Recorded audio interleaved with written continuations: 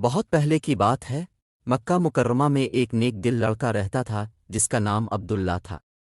وہ اپنی ماں کے ساتھ کعبہ کے قریب ایک چھوٹے سے گھر میں رہتا تھا۔ وہ زیادہ مالدار نہیں تھے، لیکن اس کی ماں نے اسے اچھے اخلاق سکھائے، جیسے کہ احترام کرنا، مہربان ہونا، والدین کی بات ماننا اور اللہ پر بھروسہ رکھنا۔ عبداللہ اپنی ماں سے بہت محبت کرتا تھا۔ وہ روز صبح جلدی اٹھ کر ان کے ساتھ گھر کے کاموں میں مدد کرتا۔ وہ کنویں سے پانی لاتا، فرش صاف کرتا اور یہ یقینی بناتا کہ اس کی ماں آرام سے رہیں۔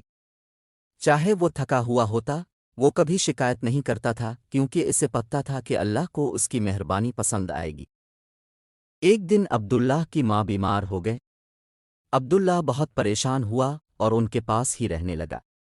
وہ انہیں کھانا، پانی اور دوائی دیتا اور رات کو اللہ سے ان کی صحت کے لیے دعا کرتا۔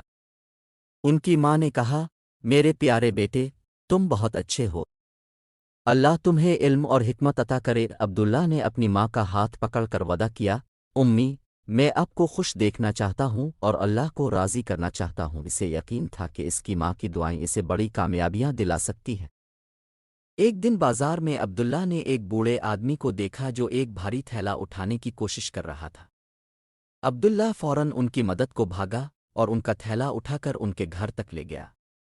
بوڑھے آدمی نے کہا، اللہ تمہیں خوش رکھے، تمہارے والدین نے تمہیں بہت اچھے اخلاق سکھائے ہیں۔ عبداللہ نے کہا، میری ماں نے مجھے سکھایا ہے کہ دوسروں کی عزت کرو اور ان کی مدد کرو۔ بوڑھے آدمی نے دعا دی، تم علم اور حکمت والے انسان بنو گے۔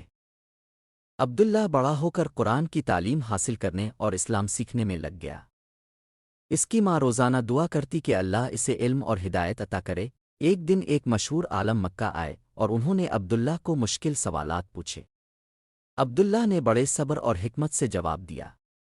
عالم نے کہا، یہ لڑکا بہت علم رکھتا ہے، یہ ایک عظیم عالم بنے گا۔ عبداللہ نے عاجزی سے کہا، یہ سب میری ماں کی دعا کا نتیجہ ہے، اللہ نے مجھے ان کی دعا سے نوازا ہے۔ کئی سالوں بعد عبداللہ مکہ کے مشہور عالم بن گئے۔ وہ قرآن اور نبی کریم کی تعلیمات سکھاتے اور دوسروں کو اسلام کی سچی راہ دکھاتے۔ عبداللہ کے علم اور ان کی ماں کی محبت کی کہانی پورے مکہ میں مشہور ہو گئی۔ لوگ ان کے علم کے ساتھ ساتھ ان کی عاجزی اور والدہ سے محبت کو بھی بہت پسند کرتے تھے۔